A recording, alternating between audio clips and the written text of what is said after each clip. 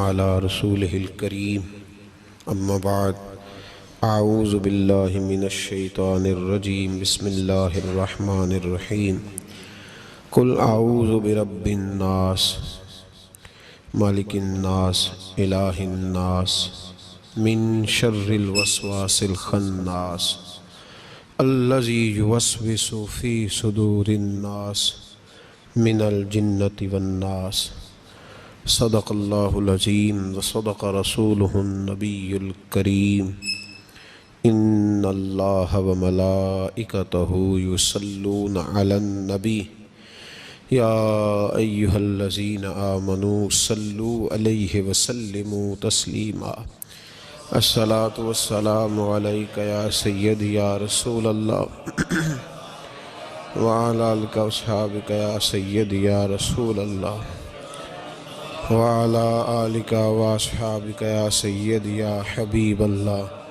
الصلاة والسلام عليك يا سيدي يا نبي الله وعلى آلك وأصحابك يا سيدي يا نور الله اللهم صل على سيدنا ومولانا محمد معدن الجود والکرم وآلہ وصحبہ وبارک وسلم۔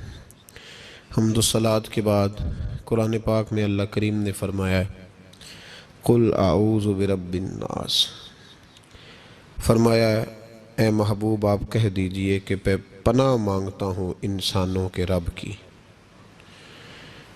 مالک الناس وہ انسانوں کا بادشاہ ہے، الہ الناس اور جو انسانوں کا معبود ہے، من شر الوسواس الخناس میں اس کے شر سے پناہ مانگتا ہوں جو دل میں وسوسہ ڈالتا ہے اور پھر چھپ جاتا ہے، اس کی پناہ مانگتا ہوں جو وسوسہ ڈالتا ہے اور پھر انداز دیکھیے قرآن پاک کا، وسوسہ ڈالتا ہے خود غائب ہو جاتا ہے، چھپ جاتا ہے۔ الذی یوسوس فی صدور الناس، اور وہ جو لوگوں کے دلوں میں وسوسے ڈالتا ہے۔ وسوسہ آنکھ میں نہیں ڈالتا، وسوسہ کان میں نہیں ڈالتا، الذی یوسوس فی صدور الناس، سینے کے اندر جو دل ہے نا اس دل میں وسوسے ڈالتا ہے۔ تو کون ڈالتا ہے؟ فرمایا من الجنۃ والناس، وہ جنوں میں سے بھی ہیں اور انسانوں میں سے ہیں، دونوں میں سے ہیں۔ اس کی پناہ مانگو جو وسوسہ اندوزی کرتا ہے، جو تمہارے ذہن کے دریچوں کو میلا اور کچیلا کرتا ہے، جو تمہارے سینے کو اور تمہاری روح کو بدمزہ کرتا ہے، اس سے پناہ مانگو۔ وسوسوں کا دور ہے، وسوسوں کے دور میں عمل تو دور رہ گیا، لوگوں کا عقیدہ بچنا مشکل ہو گیا۔ وسوسہ ہی وسوسہ ہے، ہر بات پہ وسوسہ، ہر ایک کے بارے میں بری سوچ، ہر شخص کے بارے میں نظریات کے اندر کمزوری، شکوک و شبہات کا زمانہ۔ فرمایا پناہ مانگو، اللہ سے پناہ مانگو ان وسوسوں سے، اس کی پناہ چاہو۔ میرے دوستو، شکوک و شبہات اتنے زیادہ ہوتے چلے جا رہے ہیں، آدمی شک سے باہر نکلے گا تو عبادت کرے گا، شک سے باہر نکلے گا تو در مصطفیٰ علیہ السلام کی غلامی کرے گا، وہ شک سے باہر نکلے گا تو کسی اللہ کے ولی سے اس کی نسبت مضبوط ہوگی۔ اور اگر شک ہی شک ہو، سینہ شک سے بھرا ہوا ہو، وسوسہ ہی وسوسہ، لوگوں کے دلوں کے اندر اس قدر برے خیالات جنم لینے لگے ہیں کہ اب لوگوں کا سارا ماحول روحانی، علمی، فکری وہ تباہ ہوتا نظر آ رہا ہے۔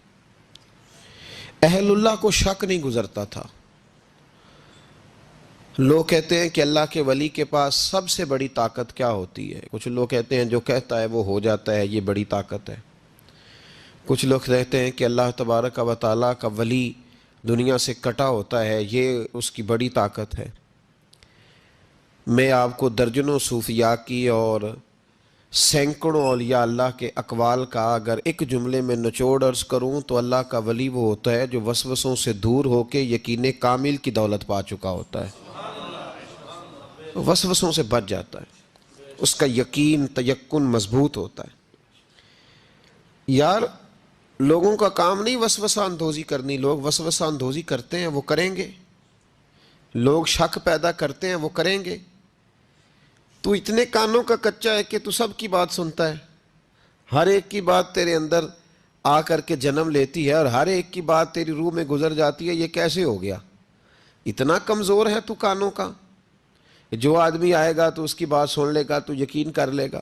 لوگ کہتے ہیں جی مجھے فلاں نے کہا تھا، اور یہ سارا معاملہ ہم نے ایمان، تیقن، یقین، صحبت کے بارے میں گڑبڑ کر لیا. ورنہ اپنی دنیا کے معاملے میں تو ہم آج بھی بڑے حساس ہیں. دنیا کے معاملے میں ہمیں وسوسے کوئی نہیں آتے. ایک شخص نے آ کے آپ کے کان میں کہہ دیا کہ تیرا 40 لاکھ کا مکان اچانک 30 لاکھ کا ہو گیا، تو مان لیتے ہو؟ تو اس نے تو وسوسہ ڈالا ہے، آپ نے مانا کیوں نہیں؟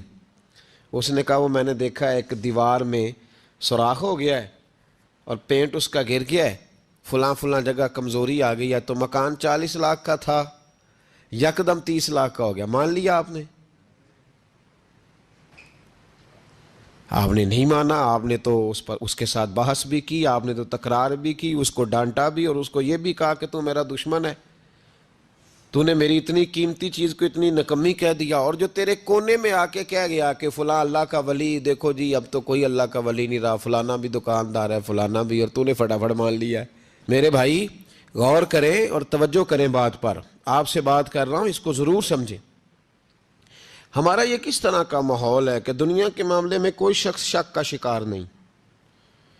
آپ چلے گئے سودا لینے، بڑی عام سی چیز آپ نے خرید لی، چلیں عین والا آم چھوڑ کے الف والا آم کریں تو آپ آم لینے چلے گئے، عام سی چیز آم لینے چلے گئے. آپ نے اس شخص کے ساتھ، اس نے کہا جی یہ تو میں 300 روپے کلو دوں گا، تو فوراً آپ نے دے دیا اس کو. کوئی وسوسہ نہیں آیا آپ کو، حالانکہ اس نے دلیل بھی دی کہ یہ یہاں کا نہیں ہے، یہ میر پور خاص سندھ سے آیا ہے، یہ فلاں جگہ سے ہے. تو آپ نے کہا نہیں بھائی یہ کیسے ہو سکتا ہے، اتنا مہنگا ہے ہی نہیں، تو کیسے بتا رہا ہے. لیکن عجیب معاملہ ہے کہ دین کے بارے میں لوگ فوراً کہتے ہیں جی مجھے بڑے بڑے خیالات آتے ہیں، بڑے بڑے خیال اس کو آتے ہیں جس کی توجہ ہٹتی ہے. ایکسیڈنٹ اس کا ہوتا ہے جو سیدھا نہیں دیکھتا، دائیں بائیں دیکھتا ہے.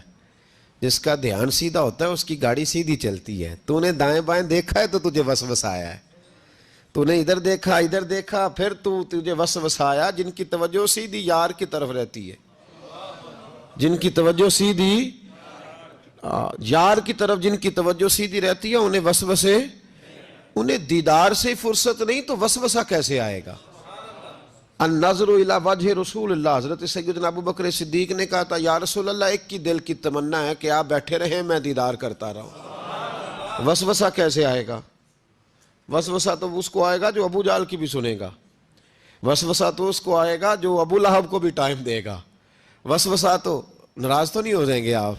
وسوسہ تو اس شخص کو آئے گا جو عبداللہ بن ابی سلول کے پاس بھی تھوڑا وقت گزارے گا، تو جس کا بیٹھنا اٹھنا ہی مولا علی کے ماننے والوں کے پاس ہو، جس کا ہر وقت ٹھکانہ ہی جناب بلال حبشی کے غلاموں کے پاس ہو، جو ہر وقت بیٹھے ہی اس کے پاس، جو جیے بھی تو جناب صدیق اکبر کے ساتھ، اور جس کی رگوں رگوں میں حضرت عثمان غنی اور عمر فاروق بستے ہوں، اس کو کیسے وسوسہ آ سکتا ہے؟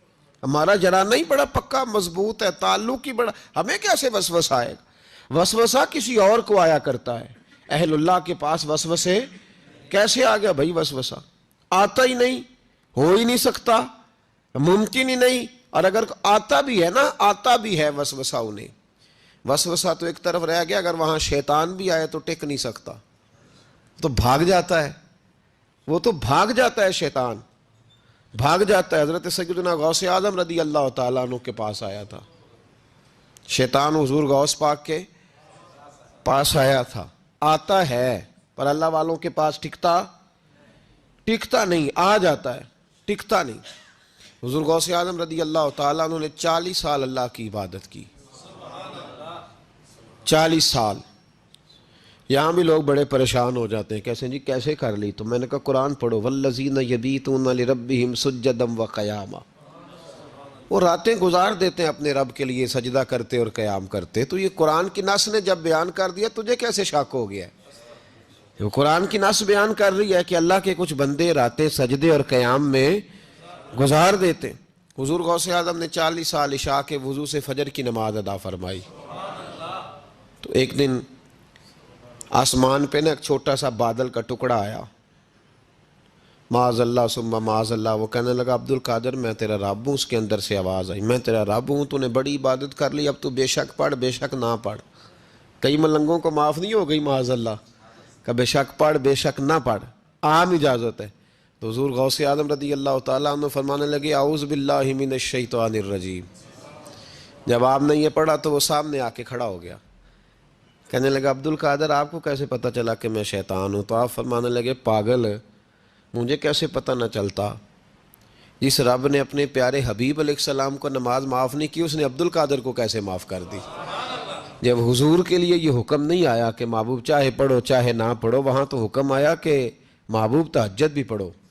وَمِنَ اللَّيْلِ فَتَہَجَّدْ بِهِ نَافِلَةً لَكَ, نفع دے گی آپ کو, تہجد بھی پڑھے. تو ان کے لیے جب یہ حکم نہیں تو میرے لیے کیسے آ گیا؟ اب شیطان تھا نا, تو اس نے پھر ایک اور چال چلی. یہ باز نہیں آتا, ہم باز آ جاتے ہیں کئی دفعہ, اس کے پیچھے پیچھے چلنے لگ جاتے ہیں, لڑ کے تھک جاتے ہیں. وہ نہیں تھکتا, وہ نئی سے نئی چال, نئی سے نئی چال, اس کا نیا سے نیا روپ. من الجنت والناس, جنوں میں سے بھی اور اس کے نئے سے نئے روپ ہوتے ہیں. اس نے ایک نیا روپ دھار لیا, کہنے لگا عبد القادر 300 ولی میں نے اسی طرح گمراہ کیے, آپ چونکہ عالم تھے تو آپ کے علم نے آپ کو بچا لیا. تو غوث اعظم فرمانے لگے نئے روپ سے آئے ہو؟ کہنے لگا 300 میں نے گمراہ کیے, یہ تو آپ عالم تھے تو بچ گئے, آپ جانتے تھے تو بچ گئے, میں نے 300 گمراہ کیے. تو حضور غوث اعظم فرمانے لگے پھر گمراہ کرنے لگے ہو نیا روپ دھار کے؟